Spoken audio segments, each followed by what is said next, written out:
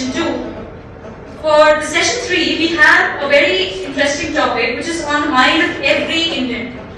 It is Young India Fighting Corruption.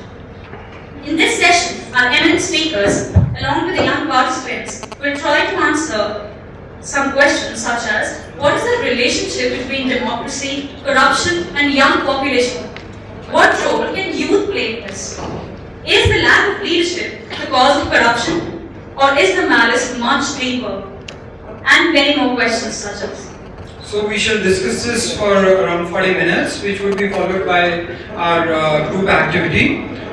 We would disperse into 3 groups with 2 facilitators in each group. Each subgroup shall then discuss whatever they are moved to do to make a difference.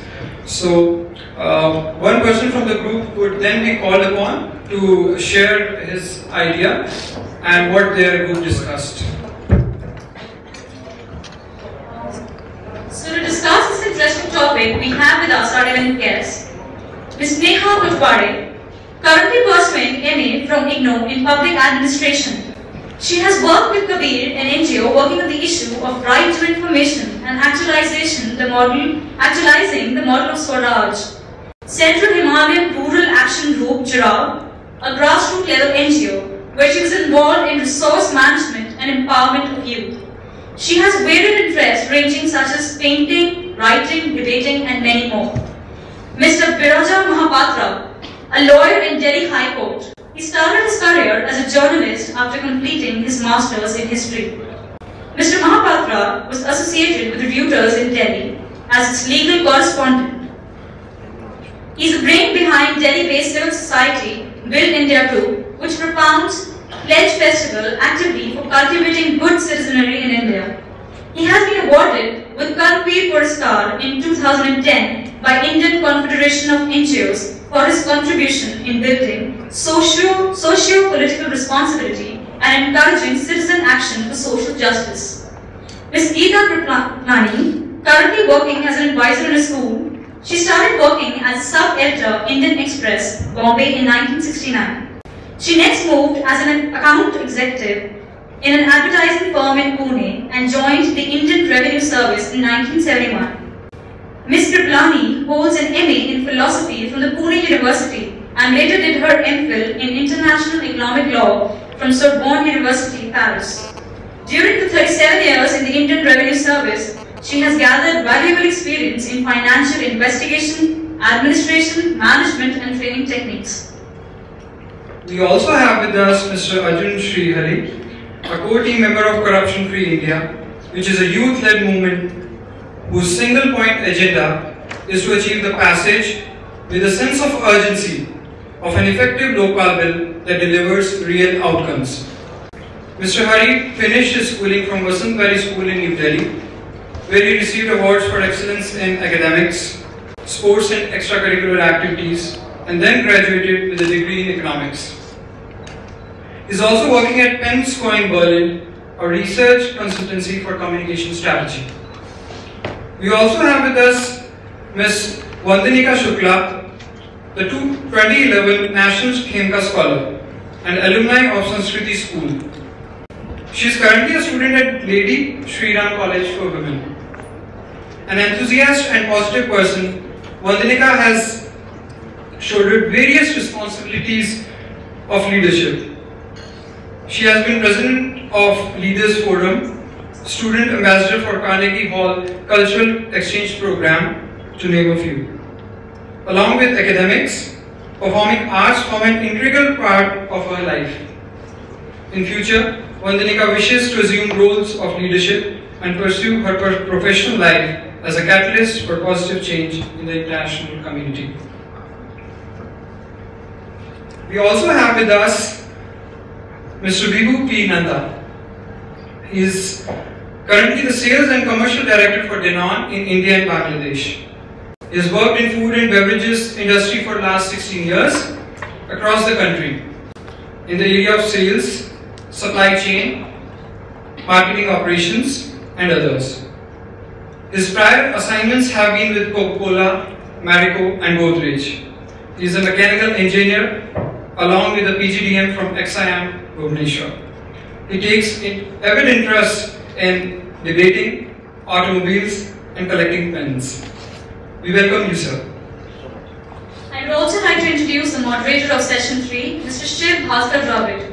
He is the founder and creator of the Views paper, a citizen journalism-based youth media company. Views paper runs a total of 10 papers, including a paper in the UK, and engages millions of young minds all over the world. Mr. Shiv was one of the 8 winners of the Staples Ashoka Youth Social Entrepreneur Competition and was adjudged as one of the top social entrepreneurs in the world in November 2010. He is an IMF Fellow and he represented the Indian youth perspective at the IMF and World Bank spring and annual meetings in Washington, D.C. He was also invited by the US Department of State and UNESCO to share the youth perspective at the World Press Freedom Day 2011 at Washington, D.C. Shiv, we would request you to take over the session.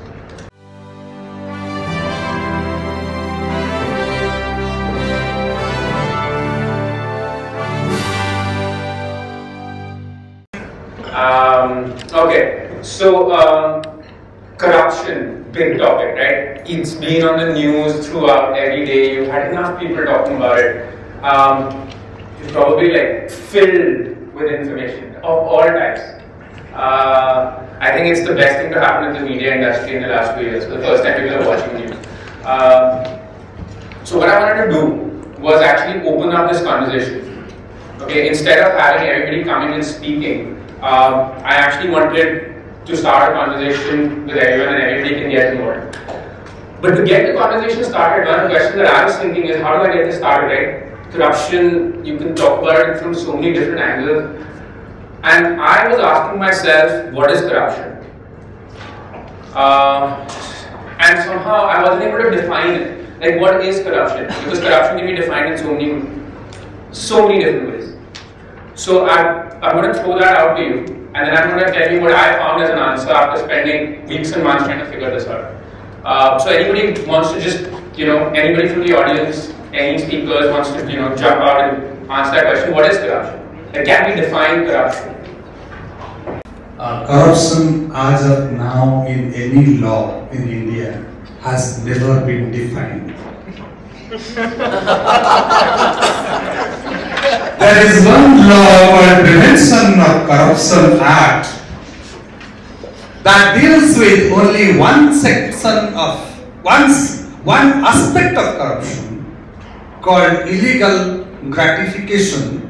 Again, there is no definition given to what is illegal gratification, an open-ended question. So corruption, the moment you ask, you have to go to lexical meaning, dictionary meaning. Dictionary meaning is illegal and immoral behavior. The moment I say it is immoral and illegal behavior, I can assure you no law in the world can actually stop corruption. So that was exactly the situation that I ended up in. And after some time, I finally tried to figure out, and in my belief, corruption is of 3 types. And you can break that into Nazrana, Zurmana, and Zabrana. Now what is Nazrana? Nazrana is, I'm a local chai wala, I will go and give a Diwali ka gift to the local police wala, bhai sahab, dhyan rakhna, take care of me. This is the lowest form of corruption. This is voluntary. You are not forced to do this. You just go ahead and you do it because you are trying to bribe someone to get benefits. The second form of corruption is Zurmana. So, a young college student is driving, jumps a red light, there's not enough money in his pocket, has 200 rupees, policeman says, nikalo paise, fine, done to gaadi zabt karta. This is the second level of corruption. He says, bhaiya chhod do, college student hu, le lo 200 rupees. So, this can be both voluntary and forced, because the cop can force you to give money, which is what has happened. There is a third level of corruption, which is a corruption that I believe is happening in India. It's called Zabrana. Zabrana is forced corruption. It's a situation where you are forced to make payments to pay a bribe. So when I go and try and get a license, a simple procedure of getting a license, I'm going to go with documents, and I know until I don't make the payment to the cop, he's going to keep making me go round and round. keep making me pay money, stand in line. And that is completely forced. So you're not actually wanting to pay a bribe. Ideally, if a system would have happened, you would not pay a bribe. I'll give you an example of that. Some of you may remember Bajaj scooters had to make money in payment for black. Like in black, you had to make payments. In initial telephone connections, you had to make payoffs to get a connection. Now you can just go and pick it up. So in 60 odd years of independence, how did we reach here? And this is what the question that I want to throw up to man. How have we managed that in 60 years, odd years, more than 50 years, we've landed up in a situation where it is completely prevalent in all strata of society, in all systems. How have we landed up there? I am recently retired from government service, and being a bureaucrat, I find myself in a very odd place with government bashing going around all over these days. So I will try and answer your question as to how we landed up. I think we took the soft options. We never stood up for what we thought was right or rightfully ours. We are today paying for services which we should have acquired freely. We're paying extra for that. Why are we doing it? Like you took the instance of the cop at the red light. He stops you, and instead of paying someone what is really due to the exchequer, you pay only what you have in your pocket, and the other guy pockets it. Why? That's a question to all the youngsters. I find people sort of breaking the red light, jumping the red light. They're going at speed beyond limits. Why do they do that? And then when they get caught, right, instead of paying what is really due, they take the soft option. Bachcha hai, chhod do. Kyun bachcha hai, chhod do? You broke the law. That is one question. Then you have the soft option. I see it. You say in the private sector. I see. I'm working in a school right now. People are paying what they ubiciously call donations, but the donation doesn't go to the institute. It goes into private pockets of headmasters. Why do they do that? To get admission, every child gets an admission, although it may not be the school of their choice. Except that. But people are not willing to accept that. People are not willing to accept what they think is second best. Then we come to the government sector. Yes, it happens. But like Mr. Nandan Nilekani said the other day, reduce the point of interaction between the person giving the facility and the person taking the facility. So with the electronic connections that are coming through, yes, connectivity that's coming through. Reduce the point of interactions. You have the Aadhaar system coming in. If it works, very good. In the income tax department, we've done the e-filing of the return. The refund should come in automatically. It reduces the point of interaction, so it reduces the point of corruption. Firstly, I would like to say that there is youth. There are people, there are young people, students who don't firstly break the law. There are students who would stop at the red light because they want to change. And we have seen in the past, also during the Al-Hazan movement, we saw the youth coming out and supporting the cause of corruption. So we have people understanding the graveness of the issue and accepting the fact that we are not supposed to break laws because we want a progressive nation at the end of the day. Now, coming to those who break the law, I think it is a two-way system. There are two stakeholders in this. If you are coming to the example of the policeman is accepting the bribe in the first place and the student is giving the bribe. So I think they are equally responsible for the issue. So I would like to throw the question here to the audience and ask them that what is their idea about it? Are they willing to pay the bribe, or are they again accepting the entire concept of corruption? So a couple of interesting thoughts that are coming to it. I once drove down, you have driven down to Agra, from Delhi. Great. So you have a toll gate, right? Which is actually supposed to charge you, I think, about $35 for your toll. But you only end up paying $20, and they don't give you a receipt. Okay. And I once went there and said, take the full amount and give me a receipt. Said, nahi dete jao, kya kar lo, gaadi side mein khadi. You go to Sikandrabad and Archaeological Society of India says, this is the amount of money for the ticket, but they give you a 10 rupee extra if you pay, they give you a bus ticket. And if you and if you don't buy it, you can't enter Sikandrabad. So the question I'm asking, and I think that's an important point that you raised, is this an individual problem or is this a systemic problem? The way I see it is that you can count how much money, 2 lakh, 10 lakh, $20, whatever, billion, million. You can count the number of cars. Can you count how much love do you want? 2 kilos, 3 kilos? How much love do you want? How much happiness do you want? So, when this one flat statement comes that wants are unlimited, we have actually confused ourselves because the unlimited portion of the want is actually love and respect and peace. And because we have now confused that a bigger car gives me more respect, that's why I want a bigger car every time. That's why I want more money every time, because I presume it will give me happiness. So what we are seeking out for is our unlimited wants, whereas these wants are very limited. So one is we talk about what is happiness, what is the kind of wants that we are looking for, and as a society are we getting confused in the kind of things that we are wanting. At the same time, there's another perspective which is corruption can be individualistic, is about the individual, and there's another perception or a thought that it can be systematic.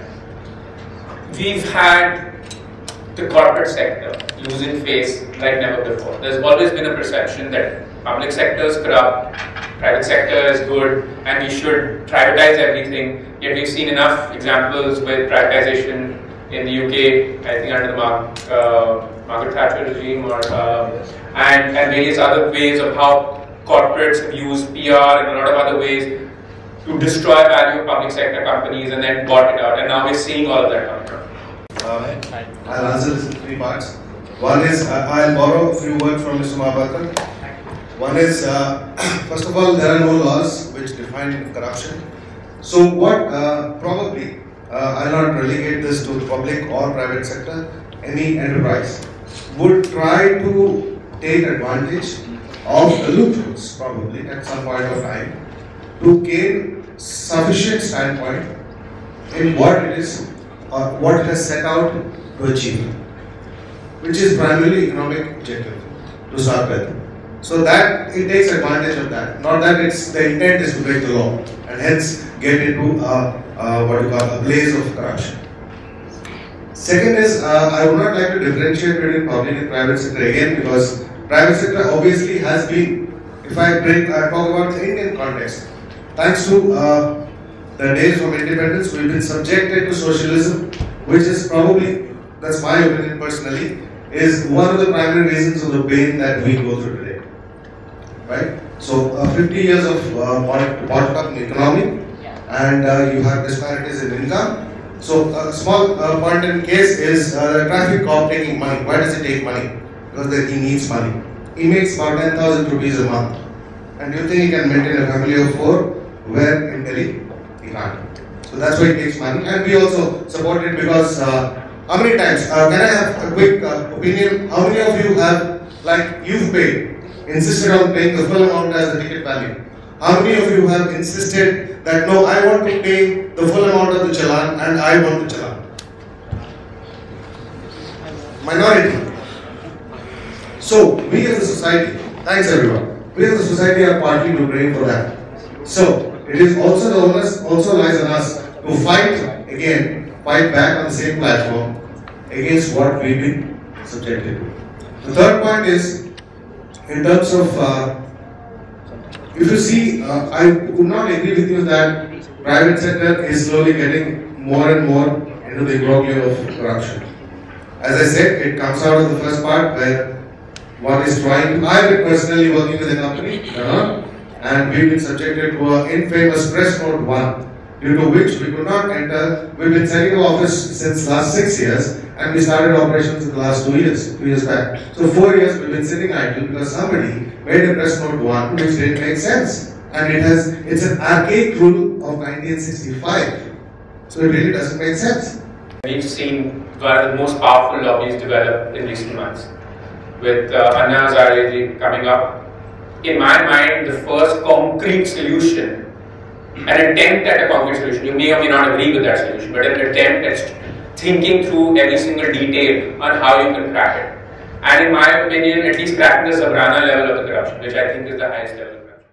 To begin with, you almost plucked the words out of my mouth when you said corruption is just, it's an easy way out.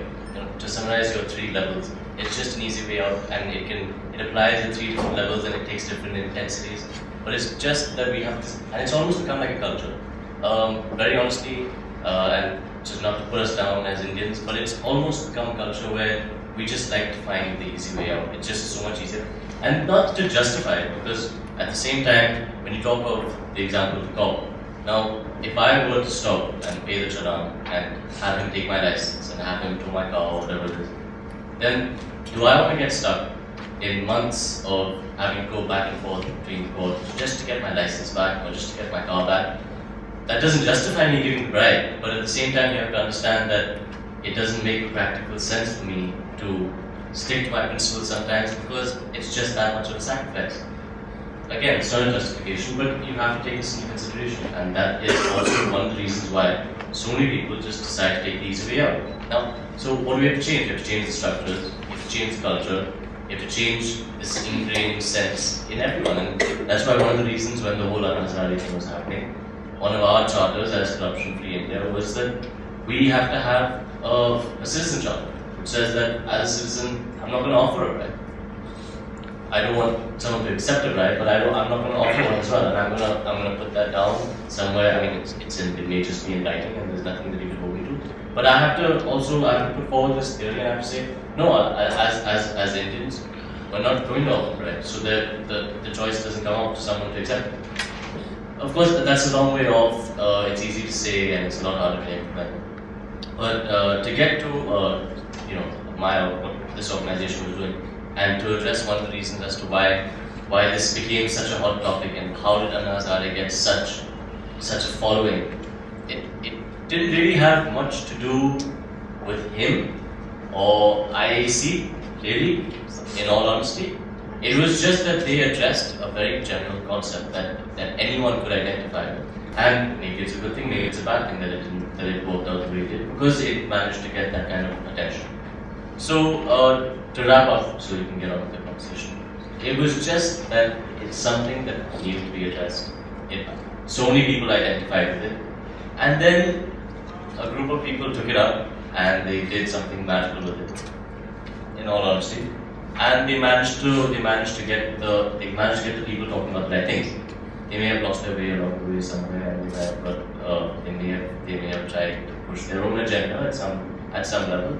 But then that is what a democracy is all about. There are checks and balances. So there are other people that you have said no, they're wrong, and it's not to be done that way. And that's where, as a democracy, you can say we are on the right path, because we're definitely not. We've not succeeded in any form yet. There's no legislation yet. There's nothing that's happened out of it. But we're moving in the right direction, so it's a great thing. I mean, you're talking about experts coming in, coming up with a version, you put up on the website, get some 30,000 odd suggestions, you go and you have constant conversations all over the country, from the smallest villages to the districts to the cities, and it's explained in a simple form. For the first time, I, as an individual, felt like I was being part of the law-making process. Do you think that was the key why Anna Hazare became so important, or the Jan Lokpal became so important to the people of India, where no other law, no matter what kind of law, it did not involve the people? And are we talking about a shift of power from certain individuals to people, to the masses? Is this the first example of a law which could possibly result in many more laws coming in which could be drafted like this? Is that the reason why it became a mass movement? I understand corruption as a degenerating process. It is opposite of facilitation. We just had a discussion on empowerment. Facilitation empowers people, corruption disempowers. That is what we are fighting with. Now, I have a few questions. Can anybody indulge in corruption without telling a lie? Can anybody indulge in corruption by declaring to everyone? He has to be secret. Can anybody indulge in corruption without being insensitive? When I take back, let's say a TT takes some amount in the train, he is being insensitive to the people who are in the waiting list who deserve to be in the berth. Can we indulge in corruption without being having fear in us? We cannot. Fear will come in us. Somebody will come to know about it. Some action can happen. So these are the processes. This corruption process initiates in us. These 4 or 5 processes that the corruption will initiate in us. So this is a degenerative process. You said Jurmana, 3 words. Nazrana, Jurmana and Zabrana. Those 3 are again processes. They can be used for empowerment and disempowerment, both. When those 3 very processes get used for disempowerment, where we have to do these things, it becomes corruption. No. Now this is affecting individual. As individuals, we become more fearful, we tell more lies, we do more secretive things, not able to do anything transparently. It has affected us as individuals. And these processes, they will affect individuals, they will affect society, they will affect country. As a society will become with all these ingredients in us. We are more now fearful, non-transparent, secretive. This kind of society we are becoming, turning into. And same is the state. We are not able to take stands on anything. We are having so much of fear.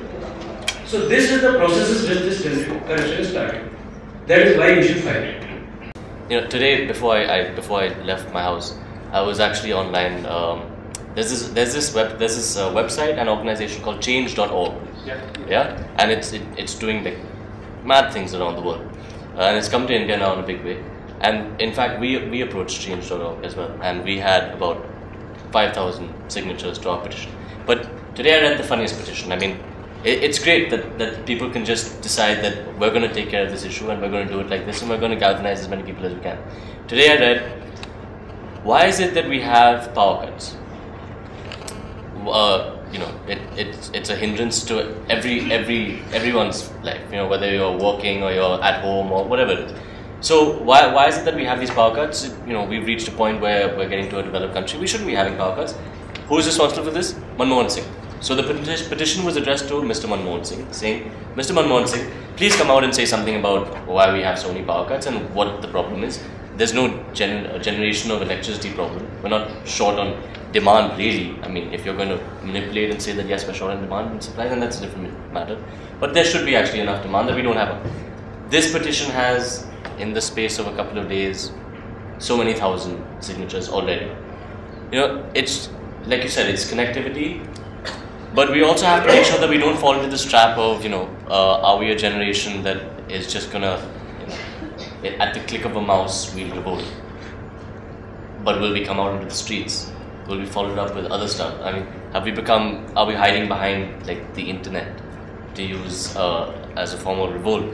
When sometimes it's just not good enough. I think I'm qualified to talk a little bit about this subject for the simple reason that I've handled 16,000 disciplinary cases in the government.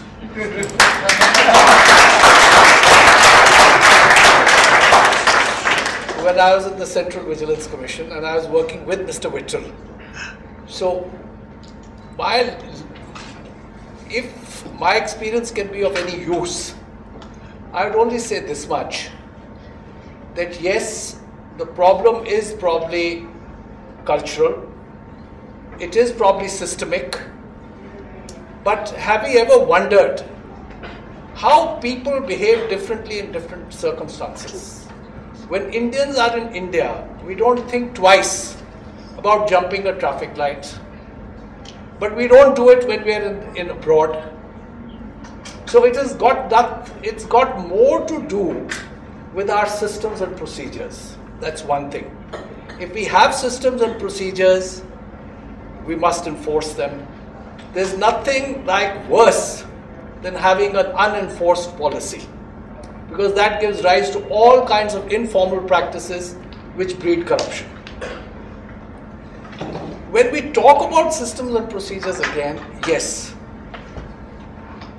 both conceptually and at the practical level, if you introduce more transparency, more accountability, if you curtail discretion, and if you, let's say, reduce opportunities for corruption, corruption will come down. And these are all doable things.